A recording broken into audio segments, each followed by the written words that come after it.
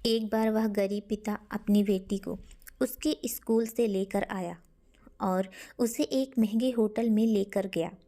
उस व्यक्ति ने फटे पुराने कपड़े पहने हुए थे और उसकी बेटी स्कूल की ड्रेस में थी।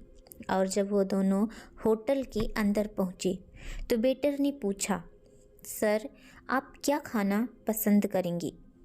आप अपना ऑर्डर बता दीजिए। तब उस व्यक्ति ने कहा कि आप मेरी बेटी के लिए एक प्लेट पाव भाजी लेकर आ जाइए बस। तभी वेटर ने कहा कि सर, आप कुछ नहीं लेंगे, आपके लिए भी कुछ लेकर आऊं? तो उस गरीब व्यक्ति ने कहा, मेरे लिए कुछ नहीं, आज सिर्फ मेरी बेटी के लिए ही पार्टी है। मैंने इससे वादा किया था कि अगर तुम इस ज़िले के 10वीं क्लास में टॉप करोगी तो मैं तुम्हें सबसे महंगे होटल में पार्टी दूंगा।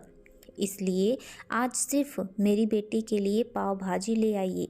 वेटर ये बात सुनते ही दौड़कर अपने मालिक के पास गया और बोला कि सर, आपसे एक छोटी सी रिक्वेस्ट है कि आप मेरी सैलरी में से पैसे काट लेना, लेकिन आज मैं चाहता हूँ कि उस बच्ची के साथ उसके पिता को भी एक प्लेट पाव भाजी खिलाया जाए, क्योंकि उस बच्ची ने पूरे ज़िले में 10वीं क्लास में टॉप किया है।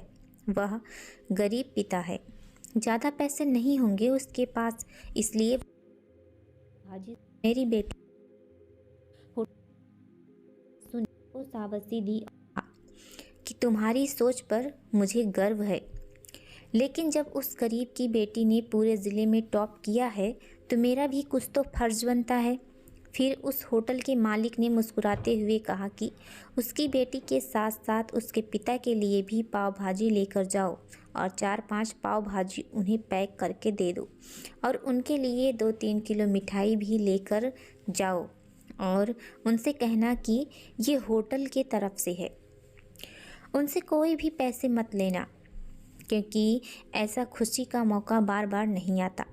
मालिक की बात सुनकर खुशी मिली, लेकिन जब वेटर उनके खाने के लिए 2 प्लेट पाव भाजी लेकर गया तो गरीब व्यक्ति चौंक गया और घबराते हुए बोला कि बेटा, मैंने तो एक ही प्लेट पाव भाजी मंगवाई थी, मेरे पास पैसे नहीं हैं। बेटा तभी वेटर बोला, अरे सर, आप चिंता मत कीजिए, यह पार्टी होटल की तरफ से है। आपकी बेटी ने टॉप किया है तो वो हमारी भी तो बहन बेटी हुई ना। आखिर वो एक दिन हमारे ज़िले का नाम रोशन ज़रूर करेगी। और हाँ सर, हमारे मालिक ने ये पाव भाजी और कुछ मिठाइयाँ भी आपके लिए पैक करवा दी है, इन्हें आप भी घर ले जाइए और बेटी के टॉप होने की खुशी में जश्न मनाइए। गरीब पिता और बेटी बहुत खुश होते हुए सब सामान लेकर घर चले गए। कई साल बीत गए। उस गरीब पिता की लड़की अब यूपीएससी की तैयारी करके कलेक्टर बन चुकी थी और इत्तेफाक में उसी शहर में उसकी पोस्टिंग हुई थी। तभी उस लड़की ने उस होटल में सूचना पहुंचवा दी कि मैं उस होटल में लंच करने आ रही हूं। होटल के मालिक ने जब ये सुनी तो होटल को पूरी तरह से सजवा दिया गया। गांव में यह बात पूरी तरह से फैल गई और शहर के सभी लोग उन्हें देखने के लिए आने लगे, क्योंकि पहली बार किसी गरीब बेटी की इतनी बड़ी कलेक्टर बनी थी।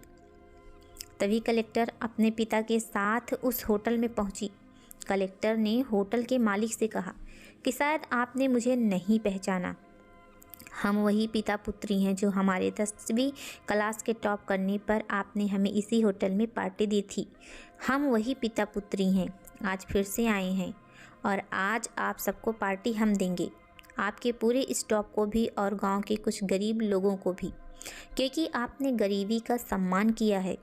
आपने उस दिन जो पार्टी दी थी उसमें आपने मुझे समझाया कि मुझे कितनी और ऊंचाइयों तक पहुंचना है, कितनी और बड़ी से बड़ी मंजिलों को छूना है। उस दिन आपने मुझे एक नई प्रेरणा दी थी और आज मैं उसी प्रेरणा का थोड़ा सा कर्ज चुकाने आई हूँ।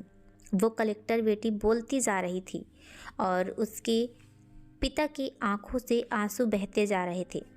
कलेक्टर बोली कि कई लोग गरीब को अपने होटल के अंदर घुसने भी नहीं देते, मगर आपने तो हम गरीबी पिता पुत्री का इतना सम्मान किया। आपकी ही तरह पूरी दुनिया हो जाए तो कितना महान हो जाएगा हमारा देश। तभी तो होटल का मालिक उस कलेक्टर मैडम को रुमाल देता हुआ कहता है कि बस मुझे और शर्मिंदा मत कीजिए। ये सब तो हम सबका फ़र्ज़ है और होना भी चाहिए। किसी की खुशी में खुश हो जाने से या किसी की मदद कर देने से हमारे पास कम नहीं होता, बल्कि बढ़ता ही है। और मैडम, दाने दाने पर खाने वाले का नाम लिखा होता है। हम कौन होते हैं खिलाने वाले? वो जो ऊपर बैठा है, सब उसी के करम हैं। उम्मीद करती हूँ दोस्तों कि आपको कहानी ज़रूर पसंद आई होगी। पूरी कहानी सुनने के लिए आप सभी को बहुत बहुत धन्यवाद। मिलते हैं एक नई कहानी के साथ एक नई वीडियो पे। और हाँ दोस्तों, चैनल को ज़रूर सब्सक्राइब कर लेना, साथ में बेल आइकन को भी प्रेस कर देना, जिससे मेरी सभी वीडियो का नोटिफिकेशन आप सभी को मिलता रहे।